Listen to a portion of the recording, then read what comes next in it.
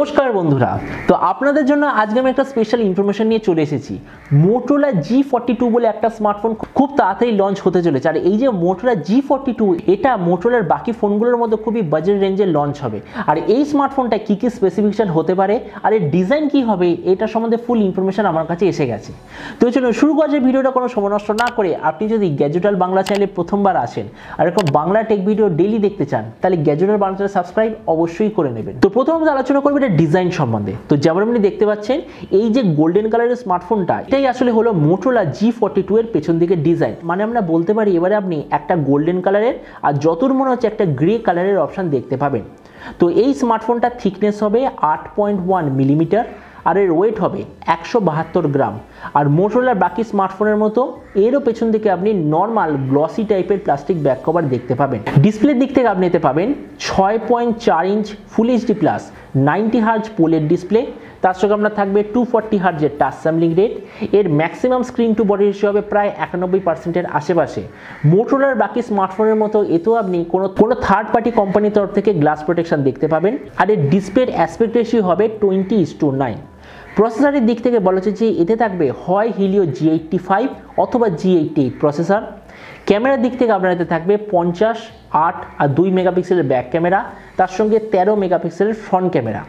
এই যে স্মার্টফোনটা বলা হচ্ছে টোটাল একটাই ভেরিয়েন্টে লঞ্চ হবে যেটা হচ্ছে 4GB র্যাম 64GB মেমোরি। এর র্যামের কোয়ালিটিটা হবে LPDDR4X আর এর মেমোরি কোয়ালিটিটা হবে UMCP কোয়ালিটি স্টোরেজ। আর এর সঙ্গে মোটোরোলার বাকি স্মার্টফোনের মতো এতে আপনি হাইব্রিড কার্ড স্লটের অপশন পাবেন। আর 3 থেকে 4GB অবধি অবশ্যইভাবে ভার্চুয়াল র্যামেরও অপশন থাকবে।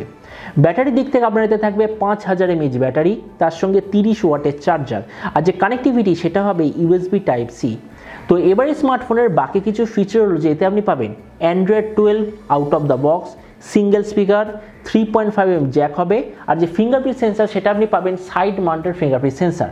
তো এবার সবচেয়ে মেন জিনিস G42 কবে লঞ্চ হবে, কি দামে লঞ্চ হবে। তো দেখুন এই স্মার্টফোনটা অলরেডি BIS সার্টিফিকেশন সাইটে এসে গেছে। তার মানে এশিয়া মানে হলো বাংলাদেশ, ইন্ডিয়া, পাকিস্তান এইসব জায়গায় খুব তাড়াতাড়ি মানে আগামী 1 মাসের মধ্যে অবশ্যই লঞ্চ হয়ে যাবে। আর এরপর আমরা যদি প্রাইস সম্বন্ধে বলি তো এখনো পর্যন্ত আমার কাছে যখন ইনফরমেশন এসছে এই স্মার্টফোনটা ইন্ডিয়ান টাকা অনুযায়ী লঞ্চ হবে 13,500 টাকায়। আর আপনি যদি ভিডিওটা বাংলাদেশ থেকে দেখে থাকেন তাহলে ধরে নিন বাংলাদেশে লঞ্চ হবে 18 থেকে 19,000 বাংলাদেশি টাকার আশেপাশে।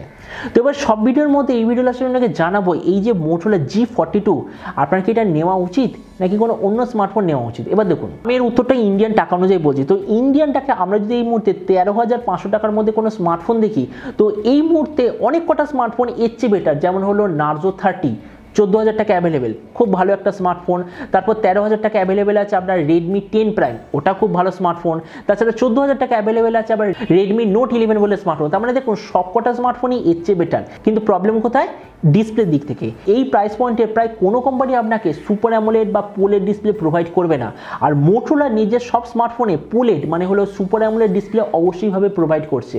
তো ওই হিসাবে আমি আপনাকে বলবো আপনার যদি টার্গেট থাকে মোটোরোলার মতো কোনো এত ভালো ব্র্যান্ডের তরফ থেকে কোনো এমন স্মার্টফোন নেওয়ার যার ডিসপ্লে থেকে শুরু করে সিস্টেম মানে স্মার্টফোনটা ঠিকঠাক কোয়ালিটি হবে কিন্তু ডিসপ্লেটা হবে খুবই ভালো, তাহলে আমার মতে মনে হয় মোটোরোলা G42 আপনাদের জন্য একদম পারফেক্ট চয়েস হবে। কেননা প্রথমত মোটোরোলার ব্র্যান্ড ভ্যালু, দ্বিতীয় মোটোরোলা জেনারেলি ক্যামেরা অপটিমাইজেশন একটু বেটার হয়, আর তৃতীয় হলো যে পোলেড ডিসপ্লে সেটা আমার তো মনে হয় খুবই ভালো কোয়ালিটির ডিসপ্লে।